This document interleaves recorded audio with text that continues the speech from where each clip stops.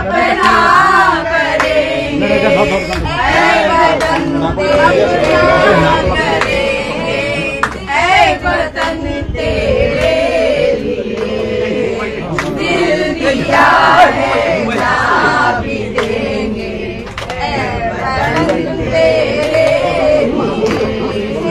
दिल दिया है जान भी देंगे, ऐ वतन तेरे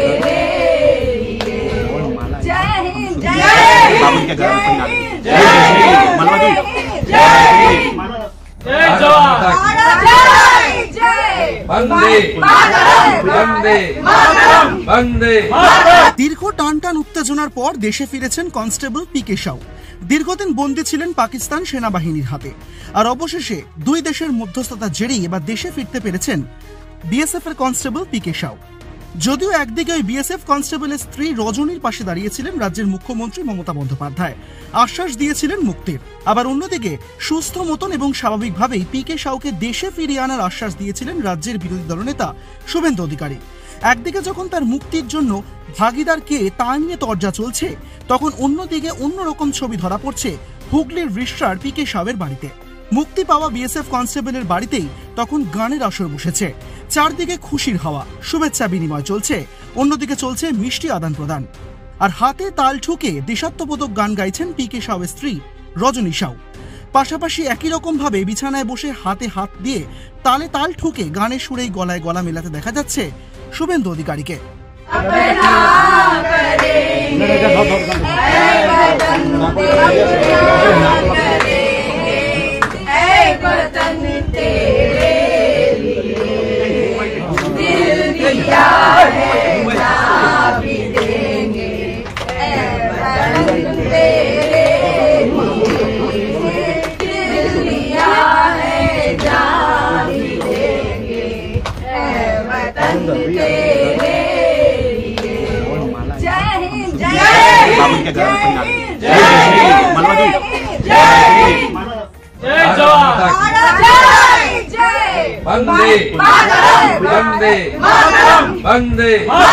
এখানে শেষ নয়, গান শেষে শুভেন্দু অধিকারীকে বন্দে মাতারাম স্লোগান দিতেও শোনা গিয়েছে তার বাড়ি থেকেই।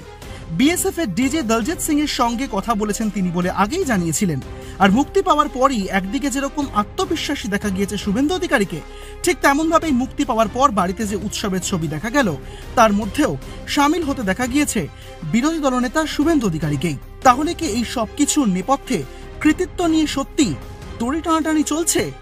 এই প্রশ্নই ঘুরপাক খাচ্ছে এখন রাজনৈতিক মহলের অন্দরে। ব্যুরো রিপোর্ট, এক ঝলকে মিডিয়া।